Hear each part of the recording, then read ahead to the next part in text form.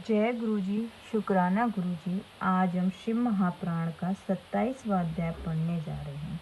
ओम नमः शिवाय, शिव जी सदा सहाय। ओम नमः शिवाय, गुरु जी सदा सहाय। ओम नमः शिवाय, शिव जी सदा सहाय।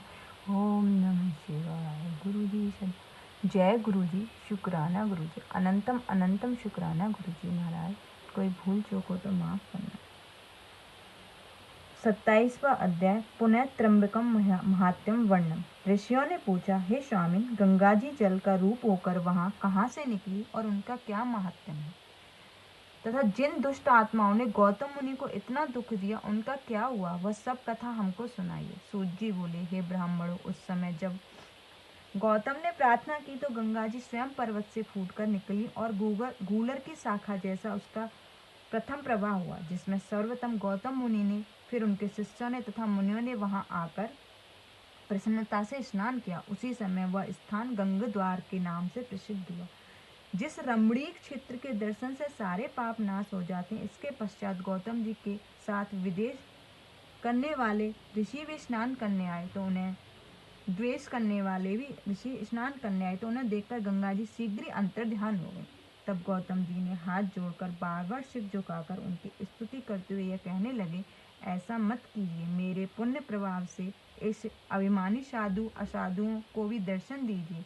उस समय यह आकाशवाणी हुई, ऋषि बड़े कृतघ्न हैं, ये अपने स्वामी के साथ द्रोह करते हैं, धूर्त और पाखंडी हैं, जिससे यह दर्शन के सर्वदा अयोग्य हैं। यह सुन गौतम जी ने उस गंगावाणी से कहा, हे माता, यह तो बड़ों की बाड़ी है, परंतु तुम्हें तो शिव जी का सत्य वचन का पालन करना उचित है, क्योंकि उन भगवान का यह कहना है कि जो उपकारियों का भी उपकार करता है, मैं उसका द्वारा पवित्र होता हूँ। तब गौतम जी का ऐसा वचन सुनकर आकाश मंडल से गंगा जी की यह वाणी हुई कि हे गौतम मुनि, तुम्हारे वचन बड़े ही कल्याणप्रद हैं।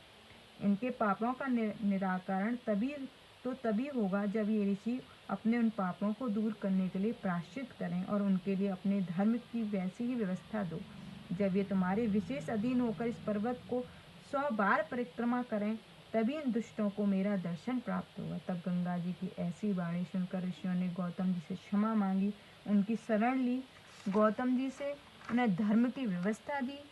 उनके आज्ञा से सबने वैसा ही किया। फिर गौतम मुनि के द्वारा गंगद्वार के नीचे वह भाग कुशाव्रत नाम से प्रसिद्ध हुआ और गंगा जी वहाँ प्रकट हो गई। जो मनुष्य वहाँ स्नान करता है वह अपने सब पापों से मुक्त हो जाता है और मोक्ष को प्राप्त होता है। यह कथा इस प्रकार है कि क्रोधित होते हुए गौतम मुनि ने भी उन ऋषियों को शाप दिया था, जिससे शिव पूजन में विरक्त हो गए।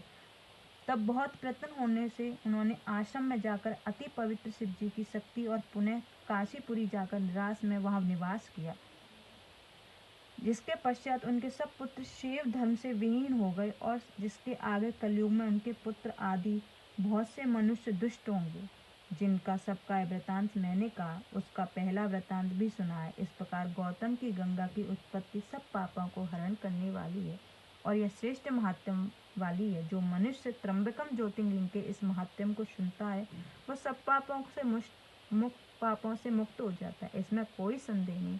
अब इसके आगे वैद्यनाथ धाम वाले शिवलिंग के पाप नाशक महात्म को कहता हूँ, आदर से सुनिए। इति शिव महापुराण चतुर्कोटि रुद्र संहिता का 27वां अध्याय समाप्त। जय गुरु जी, शुक्राना गुरु।